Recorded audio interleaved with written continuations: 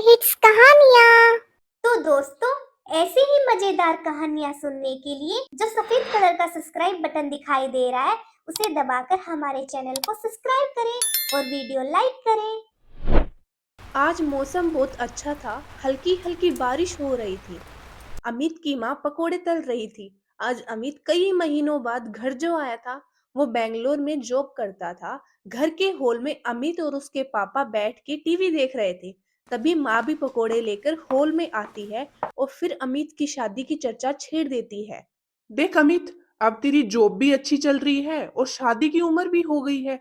इस बार तो हाँ कर दे ताकि हम लड़की देख सके। हाँ, और नहीं तो क्या। अभी शादी नहीं करेगा तो कब करेगा? बूढ़ा हो जाने के बाद। अमित भी बेंगलोर में अकेला रहता रहता थक चुका था। उसे भी साथी की जरूरत महसूस हो रही थी। इसलिए उसने भी शादी के लिए हाँ कर दी। माँ ने तो पहले ही लड़की पसंद कर ली थी। लड़की का नाम था स्नेहा। स्नेहा और उसका परिवार भी बेंगलोर में ही रहता था और स्नेहा भी अमित की तरह जॉब करती थी। ठीक समय पर धूमधाम से अमित और स्नेहा की शादी हो गई। स्नेहा बहुत संस्कारों वाली लड़की थी। अपने सास ससुर को माँ बाप की तरह ही सम्मान करती थी। स्नेहा को पाकर अमित और उसके माता पिता सब खुश थे। शादी के बाद 2 हफ्ते तो घूमने फिरने में ही बीत गए। फिर अमित और स्नेहा लौट गए और उसके माता पिता गांव में ही रह गए। इस तरह 3 साल कैसे गुजर गए किसी को पता भी नहीं चला। अमित और स्नेहा छुट्टी और तीज त्योहारों पर माता पिता से मिलने गांव में आते रहते थे। इसी बीच में अमित ने देखा उसके माता पिता की उम्र ढल रही है। मम्मी पापा की तबीयत अब ठीक नहीं रहती। इनका अकेले इस तरह से यहाँ रहना ठीक नहीं है। नहीं नहीं। ये सोचकर उसने स्नेहा से कहा, नहीं, मैं मम्मी पापा को भी अपने साथ बेंगलोर लाना चाहता हूँ। हाँ हाँ, क्यों नहीं, ये भी तो उन्हीं का घर है। दोनों यहाँ रहेंगे तो उनकी अच्छे से देखभाल हो जाएगी। तुम उन्हें जितना जल्दी हो सके यहाँ ले आओ। उस दिन स्नेहा के सास ससुर आने वाले थे। अमित उन्हें स्टेशन लेने गया था। स्नेहा घर के बाहर खड़ी होकर उनका इंतजार कर रही थी। तभी उनके बगल के फ्लैट में रहने वाली राखी वहां आ गई। अरे स्नेहा, ये इस तरह घर के बाहर खड़ी होकर इतनी बेसब्री से किसका इंतजार कर रही हो? आज मेरे सास ससुर आने वाले हैं। कितने दिनों के लिए? वो तो अब यहीं रहेंगे। क्यों अपने पाँव पर कुल्हाड़ी मार रही हो? सास ससुर के आने का मतलब है सारी आजादी का छिन जाना और बस दिन भर उनकी सेवा करते रहना। अच्छी तरह सोच लेना, ये जो गलती तुम करने जा रही हो उसके बाद में पछताना ना पड़ जाए। राखी इतना कहकर वहां से चली गई। वो एक नंबर की दुष्ट और झगड़ालू स्वभाव की औरत थी। उसके खुद के सास ससुर से कभी नहीं पटी थी, इसलिए अपने पति के साथ अलग रहती थी। पति से भी उसका अक्सर झगड़ा होता रहता था। आसपास के लोगों से भी उसकी नहीं बनती थी। सिर्फ स्नेहा से ही थोड़ी बहुत बातचीत हुआ करती थी उसकी। स्नेहा के सास ससुर आ गए। महीने 2 महीने तो सब कुछ ठीक चलता रहा, मगर धीरे धीरे राखी की बात स्नेहा के मन में खटकने लगी।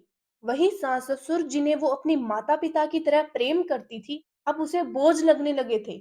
उस पर राखी रोज आकर उसके कान भी भरती रहती थी। मैंने तो तुमसे पहले ही कहा था, अब भुगतो।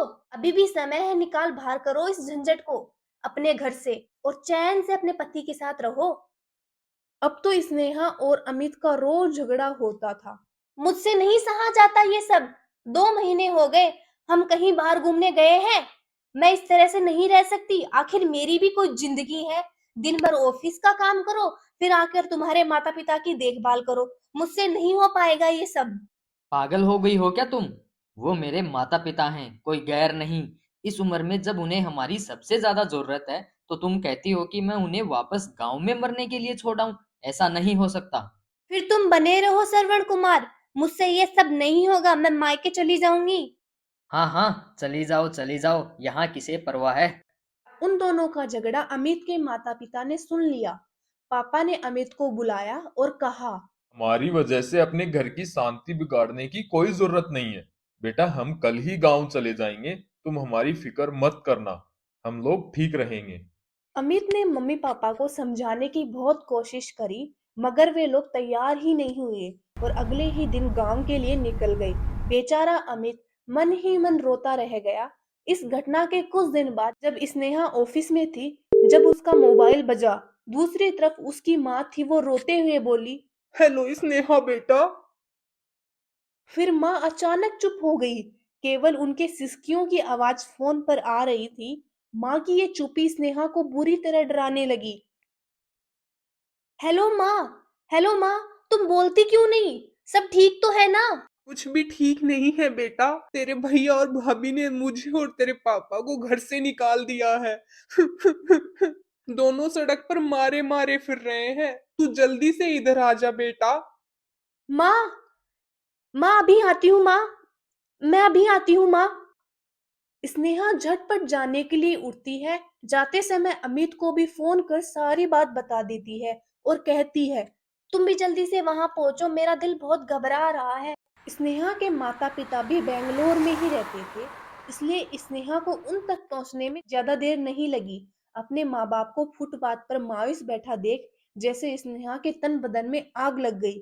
उसने माता पिता को उठाया और सीधे अपने मायके गई और बाहर से चिल्लाई, अरे ओ भाभी, शर्म नहीं आई तुम्हें? अपने बुजुर्ग सास ससुर को धक्के मार के मरने के लिए छोड़ दिया तुमने सड़क पर।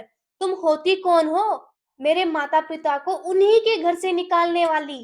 तब तक स्नेहा के भैया और भाभी भी बाहर आ गए। अपने भाई को देखकर स्नेहा का पारा और चढ़ गया और चिल्लाते हुए बोली, और भैया, तुम शादी हुई नहीं कि माँ बाप को भूल गए?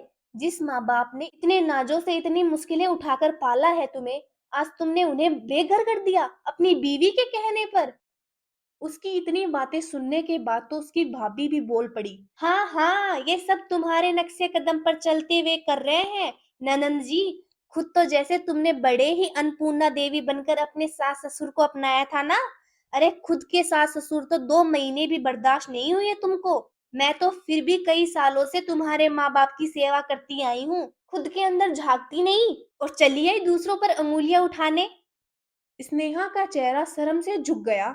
इतनी देर में वहां अमित भी आ गया। वो अमित से लिपटकर रोने लगी, मुझसे बहुत बड़ी भूल हो गई अमित। अपने देवता जैसे सास ससुर से मैंने जानवरों जैसा व्यवहार किया है। भगवान मुझे कभी माफ नहीं करेगा। अभी स्नेहा रो ही रही थी कि अचानक सब लोग हंसने लगे। स्नेहा को समझ ही नहीं आया कि ये सब क्या हो रहा है। जिस दिन तुमने मेरे माता पिता को घर से निकाला था, उसी दिन मैंने तुम्हारे मम्मी पापा को फोन कर कर सारी बातें बता दी थी। उन्होंने ये सारा प्लान बनाया था ताकि तुम्हें एहसास हो सके तुमने गलत किया है। स्नेहा अपनी माँ से लिपट गई और बोली, थैंक यू मम्मी, आपने मेरा घर बचा लिया। फिर स्नेहा अमित के साथ गांव गई और अपने सास ससुर से माफी मांगी और उन्हें लेकर बेंगलोर आ गई। अब उसके घर में कोई झगड़ा नहीं होता था। स्नेहा बेटी की तरह अपनी सास से जिद करती और उसकी सास भी एक माँ की तरह सारी फरमाइशें पूरी करती। अब स्नेहा खुद को दुनिया की सबसे खुशनसीब लड़की समझती थी। एक दिन ऑफिस से लौटते हुए स्नेहा को राखी मिल जाती है। मैं और मेरे पति तो आज बाहर खाना खाने जा रहे हैं, मगर अफसोस तुम तो बाहर जा ही नहीं सकती, तुम्हारे सास ससुर अकेले जो हो जाएंगे। मेरे घर में मेरे सास ससुर नहीं, मेरे माता पिता रहते हैं जो फिलहाल खाने पर मेरा इंतजार कर रहे हैं। तुम क्या समझोगी अपने भरे पूरे परिवार के साथ खाने में कितना मजा आता है। फिर स्नेहा हंसते हुए आगे बढ़ गई और राखी उसका मुंह ताकती रह गई।